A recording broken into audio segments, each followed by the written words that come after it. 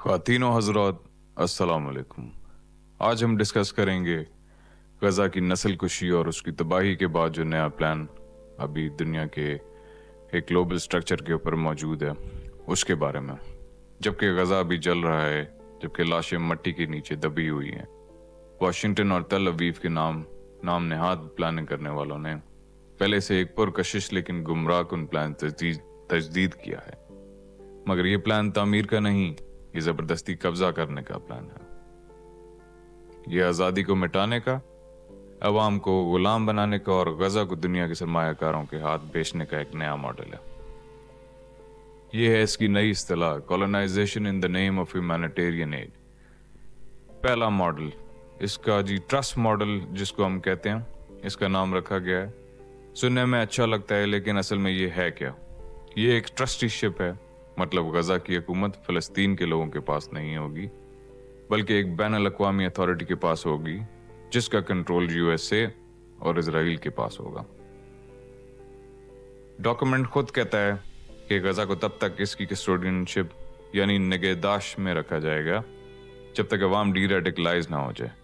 नाजरीन, डीरेडिकलाइज से यहाँ मुराद इजराइली ख्वाहिशात के मुताबिक फ़लस्तीनी अवाम की जहन साजी करना है। सीधी बात यह है, गज़ा आज़ाद नहीं होगा, गज़ा महकूम होगा सरमायाकारों के ज़रिए, जागीरदारों के ज़रिए और एक ग्लोबल इकॉनमी के ज़रिए।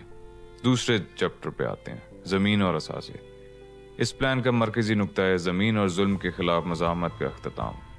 गज़ा की सरज़मीन जो अवाम की है, एक लैंड ट्रस्ट में धकेल दी जाएगी। फिर उस ज़मीन को 25 से 99 साल तक किस्तों पर दिया जाएगा और फिर उसे ब्लॉकचेन पे टोकनाइज किया जाएगा। मतलब गज़ा की ज़मीन टुकड़ों में तकसीम करके दुनिया भर के इन्वेस्टर्स को बेच दी जाएगी। यानी फ़लस्तीन की ज़मीन फ़लस्तीन के लोगों की नहीं रहेगी, बल्कि ये एक ग्लोबल स्टॉक मार्केट, हसस मार्केट का हिस्सा बन के रह जाएगी।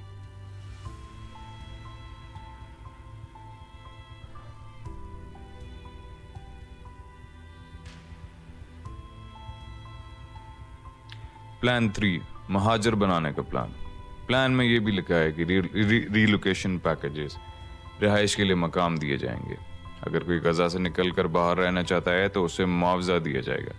मगर असल सवाल ये है, जब आपका घर बम से उड़ा दिया जाए, जब पानी और बिजली काट दी जाए, जब शहर खाक में मिल जाए, जब आपके रिश्तेदार और बच्चे कत्ल कर दिए जाएं, क्या आपका निकलना वाकई इख्तियारी है?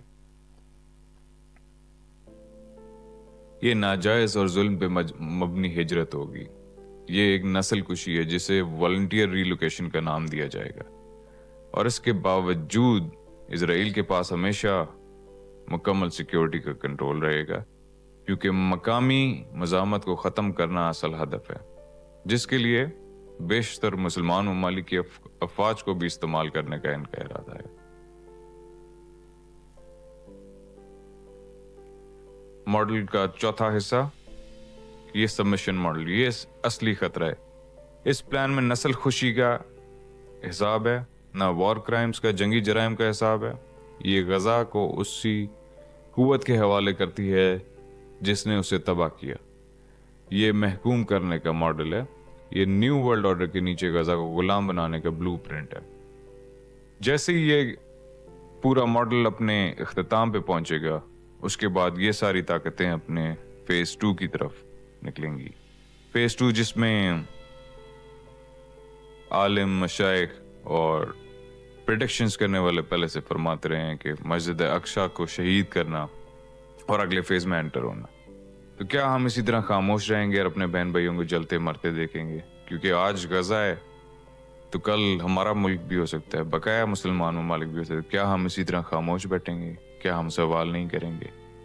हम अल्लाह से उम्मीद करते हैं कि अल्लाह हमें ताकत दे कि हम इस बर्बरियत के खिलाफ सही तरीके से खड़े हों, अपने हाकिमों से भी सवाल करें और हम अपने जो बच्चे कुछ या बहन भाई और हमारे बच्चे बुजुर्ग रह गए हैं उनके लिए आवाज़ बुलंद करें और इस चीज़ को हम ख़त्म करें। शुक्रिया। अस्सलाम वालेकुम।